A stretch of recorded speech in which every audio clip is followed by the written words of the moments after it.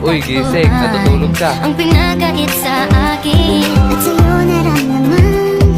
Hindi ko Uy, akalain uy pre, ba't nga subject natin ngayon eh, no?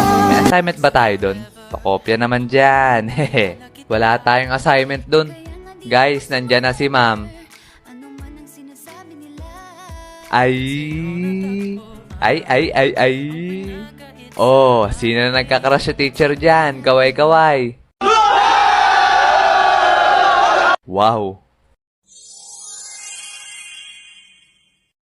Okay, class, nakapag-ready na ba kayo ng sarili nyong isosolve na problem?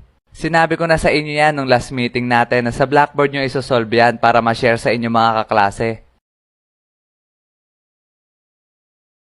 Okay, dahil dyan mabunot ako sa index card. Rio, ma'am, present, never absent. Nandyan ka na pala. Meron ka na bang isosolve na problem? Yes, ma'am. Ngayon ko lang nakita yan, ah. Okay, sige, simulan mo na. Eto, ma'am, I. 5 plus 5, 10. Eto, ma'am, VE.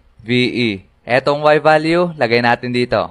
5 minus 5, 0. Sabay ibaba yung U. Ma'am, I love you.